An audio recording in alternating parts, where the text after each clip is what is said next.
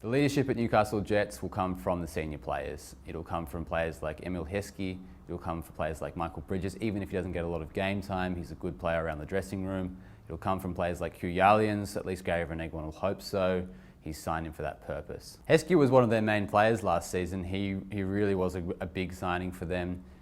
It was met with some derision, obviously, because of the fact that he doesn't score a lot of goals. But in the end, he actually proved to be a perfect signing for the team. He added a lot of experience to a very young squad. He also scored quite a lot of goals, and he was quite noticeable when he was missing.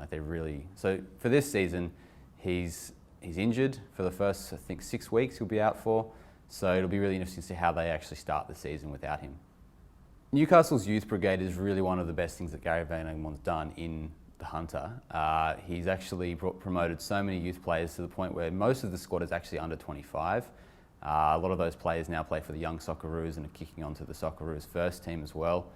It's quite positive, but the problem always is can you win anything with kids? Last season showed that you definitely can't. This season they'll have one more off season to really prepare and gel together, and if they fire, it could be really interesting to see. Josh Brilliante has a great beard and he's also a good footballer.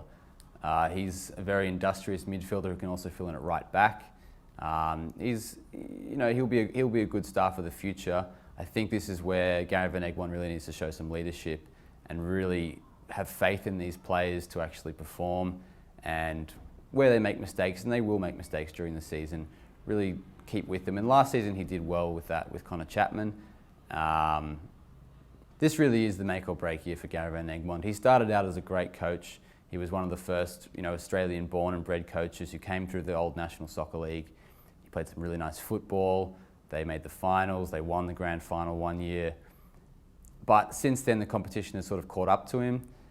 He no longer has that sort of star quality to him. But I think this year he's really got to perform because this is his squad. He's the one that's really decided to go for the youth players.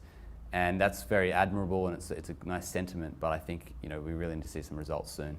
Predicting where the Newcastle Jets will come this season is actually a minefield. They're very unpredictable. They've got a lot of potential in their young players, and they have got some terrific players, obviously, in Heskey and also in Michael Bridges as well.